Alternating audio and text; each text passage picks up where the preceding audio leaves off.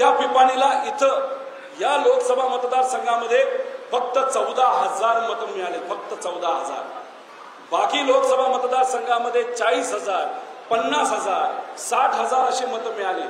का कमी मतं मिळाली? कारण तुम्ही आपलं तुतारी वाजवणारा माणूस हे जे चिन्ह आहे प्रामाणिकपणे लोकांच्या घरापर्यंत आम्ही जो सर्वे करायचो त्या सर्वेमध्ये आम्हाला ते जाणवत होतं की तुम्ही लोकांपर्यंत तिथं पोहोचलेला आहात. त्यामुळे जबरदस्त काम इथं झालेलं आहे. आता याच्यात ज्या ज्या लोकांना अडचणीत आणण्याचा प्रयत्न इलेक्शनच्या काळामध्ये केला, ज्याच्यामध्ये दूध संघाचा विषय आहे, अजून इतर युगेंद्र भाऊंना सुद्धा कदाचित कुस्तीचं काय झालं ते तूच सांगशील. त्यामुळे अशा काय गोष्टी होत असतील तर साहेबांनी दिलेला शब्द, ताईंनी दिलेला शब्द तो नक्कीच आपल्याला खरा ठरवावा लागणार आहे की भक्कमपणे आपल्या सर्व निष्ठावंत कार्यकर्त्यांच्या मागे आपल्या सगळ्यांना तिथे उभं राहावं लागेल. त्यामुळे दूध संघापासून जे जिथं कुठं आपल्या कार्यकर्त्याला अडचण आणली त्यांनी निश्चिंत राहावा. पवार साहेब तुमच्या बरोबर आहेत, हे सर्व पदाधिकारी आम्ही सर्वजण तुमच्या बरोबर आहोत, हेच या ठिकाणी आपल्या सगळ्यांना सांगायचं. काल एका संस्थेमध्ये पवार साहेबांचा फोटो काढला, बरोबर ना? माळेगाव बरोबर. कोण कोण होतं तिथे? हे सगळे होते, जगताप्पा होते, अजून कोण कोण? तिथं असणाऱ्या पदाधिकारी साहेबांचा फोटो काढला. हे आपले पदाधिकारी आणि कार्यकर्ते तिथं आवाज उठवला, त्या अधिकाऱ्याला, त्या पदाधिकाऱ्याला परत पवार साहेबांचा फोटो तिथं लावावा लागला. ही ताकद त्यामुळे याच्या येणाऱ्या काळामध्ये तुम्हा सर्वांना एक कुटुंब म्हणून तिथं राहावं लागेल. आता ह्याच्यामध्ये काही लोक म्हणतील गावाला हा विकास निधी, तो विकास निधी. इलेक्शनला 4 महिने तिथं राहिलेले आहेत. कुणी किती काय म्हणेल, हा निधी देतो, तो निधी देतो, विकत नसतो. कारण 4 महिन्यामध्ये काम सुरू सुद्धा होत नाही, त्याला नियोजन सुद्धा होत नाही, प्रोव्हिजन सुद्धा तिथं होत नसते.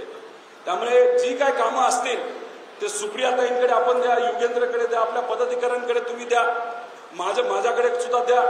आपण ते एकत्रित करून आपण नक्कीच ते विषय सर्व मार्गी लावू. पण पवार साहेबांनी मोठे विषय आता हातामध्ये घेतले, त्याच्यामध्ये शेतीचं पाणी आणि ज्या काय शेतीच्या पाण्याच्या योजना आहेत त्या पहिलं आपल्याला लक्ष तिथं द्यायचं आहे. त्यामुळे त्या लगेचच हातात घेऊ. शहराचे पण बरेच काही प्रश्न आहेत ते सुद्धा त्याच्यामध्ये घेऊ. बरंच काय आहे बोलण्यासाठी, पण जास्त आपल्या सर्वांचा वेळ. आणि शहराचे पदाधिकारी काही लोक म्हणत होते कदाचित आपल्याला -5,000 राहू शहर. कोण कोण येते? किती राहिलं? आता शहराच्या पदाधिकाऱ्यांचा खास करून आपण सर्वांनी सत्कार केला पाहिजे टाळ्या वाजवून. कारण शहराने 90,000 मतदान आहे, त्याच्यात 30,000ची लीड ही सुप्रियाताईंना तिथं दिलेली आहे. आणि बाकी जे काही आहे ते ग्रामीण भाग आहेच. त्यामुळे सर्वांचेच मनापासून आभार. सर्व पदाधिकाऱ्यांना विनंती आहे की जे संघटन आता आपलं मजबूत झालेलं आहे ते आता आपल्याला टिकवायचं आहे. तुम्ही रेग्युलर बैठका तिथं घ्या.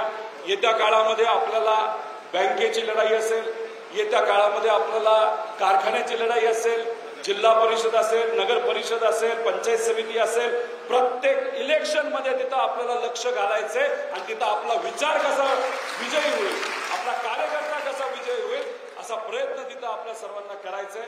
पुनश्च एकदा मी मनापासून बारामती तालुक्यातले सर्व नागरिकांचे आभार व्यक्त करतो, सर्व कार्यकर्त्यांचे आभार व्यक्त करतो, सर्व या निष्ठावंत पदाधिकाऱ्यांचे आभार व्यक्त करतो की तुम्ही एक खूप मोठा लढा त्या ठिकाणी लढला, तो आपण जिंकला आणि एक खूप मोठा संदेश अशा अख्ख्या देशाला तिथे दिला. त्यामुळे त्यासाठी पुनश्च एकदा आपल्या सर्वांचे आभार व्यक्त करतो. 11, 12, 13 पवार साहेब स्वतः बारामतीमध्ये तिथं येणार आहेत, तिथं बैठका त्या वेगळ्या वेगळ्या तिथं घेणार आहेत. त्यामुळे आपण नक्कीच तिथं रेग्युलरली भेटत राहू आणि चर्चा करत राहू. आणि ज्या कुठल्या व्यक्तिगत अडचणी असतील, इतरही अडचणी असतील त्या 100% तिथं आपण सोडूया. त्यामुळे फक्त 3 बूथ आपले कुठेतरी मायनस राहिले.